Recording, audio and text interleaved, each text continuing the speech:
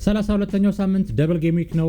በዛሬው ቪዲዮ ደግሞ በ31ኛው ሳምንት በዋይልድ ካርድ ቲሜ ስላመጣሁት ውጤትና እንዲሁ ደግሞ ከ32ኛው ደብል ጌም ዊክ ጀምሮ እስከ 35ኛ ሳምንት ቡድኔ ምን አይነት ቅርጽ እንደሚኖረው የምናየው ይሆናል።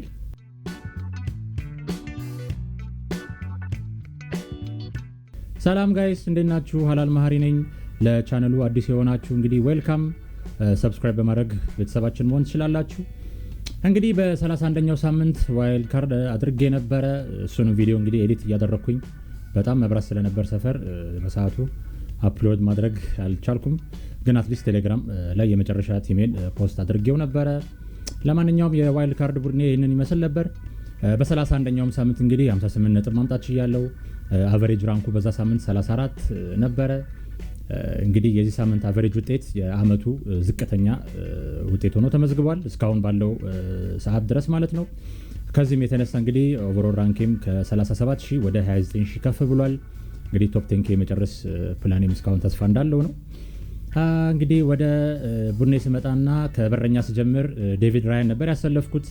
አርሰናልም ከኤቨርተን ጋር አንዳቻ በወጡበት ጨዋታ 2 ነጥብ ብቻ ነው ይዞ መውጣት የቻለው ራያ። ከአርሰናል ሆነስትሊ ክሊንሺት በጣም ጠብቄ ነበረ። እንግዲህ ለዛም ነው ራያና ሳሊቫን ወይም ሁለት የተከላካይ መስመር ተጫዋቾች ያስገባሁት። እውነት ለመናገር አርሰናል ላይ የተሰጠው ፔናልቲ በጣም ሶፍት ነበር ማለት ይቻላል። ሶስተኛው የአርሰናል ተጫዋች ቡካዮ ሳካ ያው እንግዲህ ሪስኪ እንደሆነ እያወቅኩ ነው ወደ ቡድኔ ያስገባሁት። እሱም እንግዲህ ለ45 ደቂቃ ብቻ ነው መጫወት የቻለው። አርሰናል በዚህ ሳምንት በጣም ብዙ የሚባሉ ተጫዋቾችን ሮቴት አድርጓል። እንደ ሳካ፣ ቲምበር፣ ማነው ሌላ ፓርቴ፣ ኦዴጋርድ እና ማርቲኔሊ አይነት ተጫዋቾች ቤንች ተደርገው ነበር።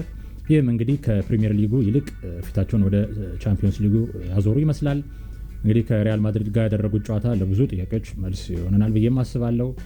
ሁሉም ከላይ የጠቀስኳቸው ተጫዋቾች ቻምፒዮንስ ሊጉ ላይ ቋሚ ተሰላፊ ሆነው ነበር መጫወት የቻሉት።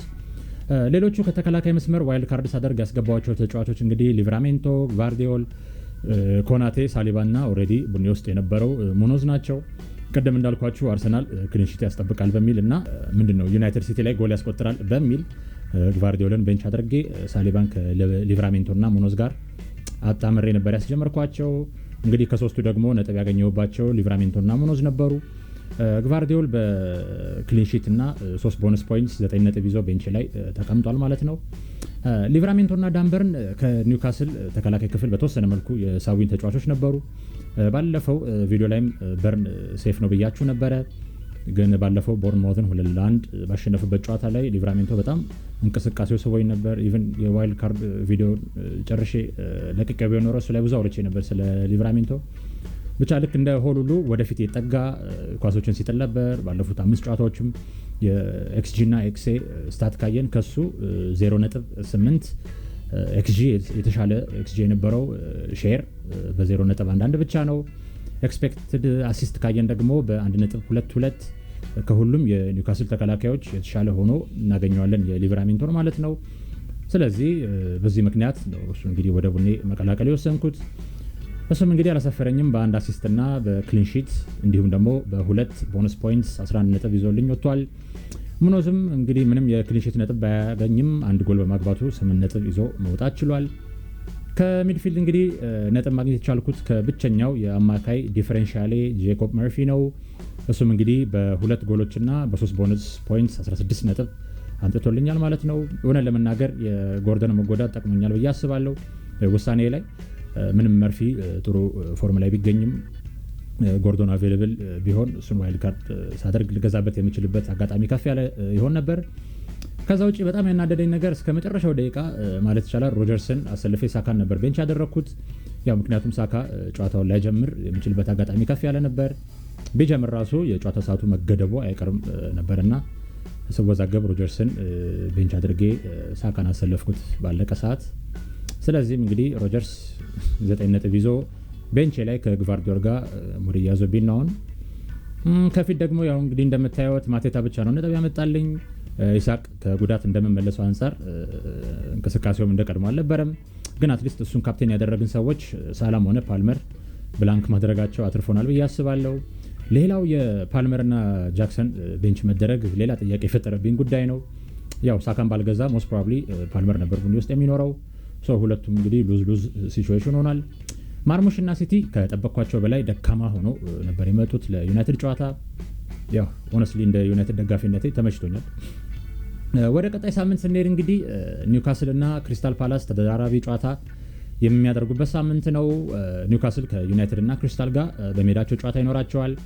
ክሪስታል ደግሞ ከሲቲ እና ኒውካስል ጋር ከሜዳ ውጭ ጨዋታ የሚያደርጉ ይሆናል።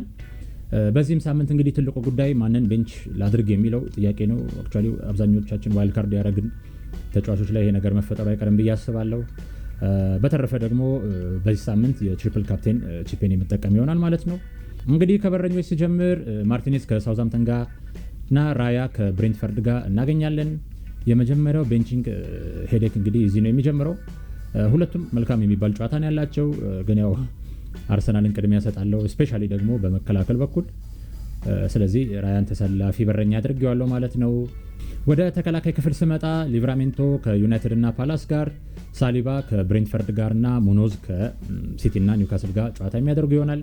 ቤንች ላይ ደግሞ ያው ግቫርዲዮል ከክሪስታል እና ኮናቴ ከዌስትሃም ጋር እናገኛለን ማለት ነው።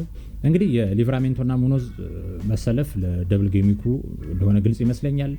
ያው ፕራዮሪቲ ለእንደዚህ አይነት ተጫዋቾች ስለምንሰጥ ማለት ነው። ደብል ጌም ዊክ ወይም ተደራራቢ ጨዋታ ላላቸው ተጫዋቾች ትልቁ ጥያቄ የነበረው ከግቫርዲዮል ሳሊባ እና ኮናቴ ማንን ላሰልፍ የሚለው ጉዳይ ነበር። ግቫርዲዮል እንግዲህ ጨዋታው ከክሪስታል ጋር እንደመሆኑ አንጻር እናም ደግሞ ሁለት አጥቂዎች ከክሪስታል ፓላስ እንደመያዘ ያው ለቋጠሮ አይመችም እሱ ማስጀመር። ኮናቴ ደግሞ አሁን ሊቨርፑል ካለበት ሁኔታ አንጻር የተከላካይ መስመሩ የቀድሞ ጠንካራነቱን ያጣ ይመስላል። ይህን ያህል የትሬንት አለመኖር ቡድኑን አንኮታኩቷል ብዬ አላሰብኩም ነበር። ፋይናሊ ሳሊባ ወደ ተሰላፊነቱ መጥቷል ማለት ነው። ስፔሻሊ ደግሞ ከሪያል ማድሪዱ ጨዋታ በኋላ የአርሰናልን ዲፌንደር ቤንች ማድረግ ነውር ነው። ሪያል ማድሪድን በክሊንሺት ማሸነፍ ያሉበትን ጥንካሬ እንግዲህ ያሳየንም ይመስለኛል። ኢቭን ሮቴሽን በከባዱ ይኖራል ብንልም አርሰናል ቤት ሳሊባ ቤንች የሚደረግበት እድል በጣም ጠባብ ነው ብዬ አምናለሁ። ወደ ሚድፊልድ ስመጣ ሳላህን ከዌስትሃም ጋር፣ ሮጀርስን ከሳውዛምተን፣ ጄኮብ መርፊን ከዩናይትድ እና ክሪስታል ጋር እና ደግሞ ኢስማኤል አሳርን ከሲቲ እና ኒውካስል ጋር እናገኛለን። ቤንች ላይ ደግሞ ቡካዮ ሳካን ከብሬንትፈርድ ጋር እናገኛለን ማለት ነው።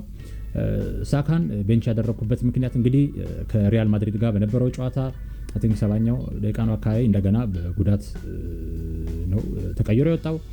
ሌላው ደግሞ ጉዳቱ ቀላል ቢሆን እንኳን እንዳልኳችሁ አሁን አርሰናል ከፕሪሚየር ሊጉ ይልቅ ቻምፒየንስ ሊግ ላይ ሙሉ ለሙሉ አትኩሮቱን ያደረገ ይመስለኛል። ስለዚህም ደግሞ እንደ ኤቨርተን ጨዋታ ሁሉ እንደገና ሳካ ቤንች የመደረጉ ዕድል ከፍ ያለ ነው ብዬም አምናለሁ። ከዛ ውጪ ሰሞኑ መነጋገሪያ የነበረው ከሳርና ኤዘ ማን ይሻላል የሚለው ነው። እኔ አሁንም ቢሆን ስታት በጣም የምወድ ተጫዋች ስለሆንኩኝ እንግዲህ ቁጥሮችን ነው የማምነው። እዚህ የአንደርስታት ሳይት ላይ እንግዲህ እንደሚያሳየው ሳር በኤክስጂ ኤክስኤ ኤክስጂ ፐር 90 ኤክስኤ ፐር 90 ከኤዘ የተሻለ ስታት እንዳለው ነው የሚያሳየን። ኤዘ ከሱ የተሻለ ኳሊቲ ያለው እንግዲህ በሾትስ ፐር 90 እና ኪ ፓስስ ፐር 90 ብቻ ነው። ስለዚህ አሁንም ሳር የተሻለ ምርጫ ነው ማለት እንችላለን። ምክንያቱም ሾትስ ፐር 90 ኤፍፒኤል ላይ ዋጋ የለውም፣ ኪ ፓስስም ዋጋ የለውም ማለት ነው unless you score or you assist። እንግዲህ ሌላ ደግሞ ሁለቱንም እናያዝ ካላችሁ እንደ አማራጭ ሙኖዝን ወደ ሌላ ዲፌንደር ወደ አስቶን ቪላ ወይ ወደ ሲቲ ዲፌንደር ቀይራችሁ ሳርንም ኤዜንም እንግዲህ እንዳይከፋቸው መያዝ ይቻላል። ወደ ፊት መስመር ሲሄድ እንግዲህ ባይ ዲፎልት ቤስት ትሪ የምንላቸውን ዣን ፊሊፕ ማቴታን ከሲቲ እና ኒውካስል ጋር፣ ኦማር ማርሙሽን ከክሪስታል እና አሌክሳንደር ኢሳቅን ደግሞ ከዩናይትድ እና ክሪስታል ጋር እናገኛለን። ሶስቱም ተጫዋቾች እንግዲህ እስካሁን ያየዋቸው የዋይልድ ካርድ ቡድን ውስጥ ሁሉም ላይ ማለት ይቻላል ያሉ ተጫዋቾች ናቸው። ያው ያለ ምክንያት አይደለም። ከአጥቂ መስመር የተሻለ ጨዋታና የበለጠ ስታት ስላላቸው ነው በብዙ ቡድን ውስጥ የሚገኙት ማለት ነው። በዚህ ሳምንት ደግሞ ካፕቴን የሚሆነው አሌክሳንደር ኢሳቅ ነው። በተጨማሪ ደግሞ በዚህ ሳምንት የትሪፕል ካፕቴን ቺፔን አክቲቬት አድርጌዋለሁ። ቫይስ ካፕቴን ደግሞ ከዛው ከኒውካስል ጄኮብ መርፊ ይሆናል ማለት ነው። ብዙ ጊዜ ከአንድ ቡድን ካፕቴንና ቫይስ ካፕቴን ማድረግ አይመከርም፣ ግን እንግዲህ ሪስክ ወስዳለሁ ማለት ነው ለዚህ ሳምንት። በ33ኛው ሳምንት ደግሞ የሚኖሩኝን ሁለት ነፃ ዝውውሮች ተጠቅሜ የነበሩኝን 10 የደብል ጌሚንግ ተጫዋቾች ወደ 12 ማሳደግ እችላለሁ ማለት ነው። ማለትም ሊቨራሜንቶን እና ጄኮብ መርፊን ወደ ኮንሳ እና ሳቪኒዮ ቀይራቸዋለሁ ማለት ነው። የዚህን ሳምንት ደግሞ ቤንች ውስጥ ስለማደርግ አሰላለፋቸው ብዙም ማተር አያደርግም። ያው ካፕቴን እና ቫይስ ካፕቴናችሁ ስታርቲንግ 11 ውስጥ እስከተካተቱ ድረስ ማለት ነው። በ34ኛው ሳምንት ደግሞ ብላንክ ጌሚንግ ስለሆነ እንደምታዩት ቡድን ውስጥ እንግዲህ 3 ተጫዋቾች ብቻ ናቸው ያሉት ያው ጨዋታ ያላቸው ማለት ነው። ስለዚህም ደግሞ በዚህ ሳምንት ፍሪ ቺፔን የምጠቀም ይሆናል ማለት ነው። እሱን ቡድን እንግዲህ የ34ኛው ሳምንት ቪዲዮ ሲሰራ እሱ ላይ አትኩሮት አድርጌ የምሰራላችሁ ይሆናል ማለት ነው። በ35ኛው ሳምንት ደግሞ ወደ ቀድሞ ቡድኔ የምመለስ ይሆናል ማለት ነው። ያኔም ደግሞ እንደምታዩት ብዙ ተጫዋቾች አሪፍ የሚባሉ ጨዋታዎች ነው ያሏቸው። አብዛኞቹ ተጫዋቾች እንደውም ሆም ፊክስቸር ነው ያላቸው። ያድርሰንና ያኔ ደግሞ እንግዲህ በደንብ ስለ ቀጣይ ጨዋታዎች እናወራለን ማለት ነው። በተረፈ የ32ኛው ሳምንት ቡድኔ ይህንን ይመስላል። ቡድኑ ላይ እንግዲህ ለውጥ የማደርግ ወይም አዲስ ነገር የሚፈጠር ከሆነ ቴሌግራም ቻናል ላይ የማሳውቃቸው ይሆናል። እዚሁ በዩቲዩብ ኮሚኒቲ ፖስት ላይም አሳውቃቸዋለሁ ማለት ነው። እናንተም እንግዲህ ስለ ቡድናችሁ ከኔ ጋርም ሆነ እርስ በርስ መወያየት የምትፈልጉ ከሆነ ከስር በማስቀምጥላችሁ ሊንክ የቴሌግራም ቻናልን ጆይን በማድረግ መሳተፍ ትችላላችሁ።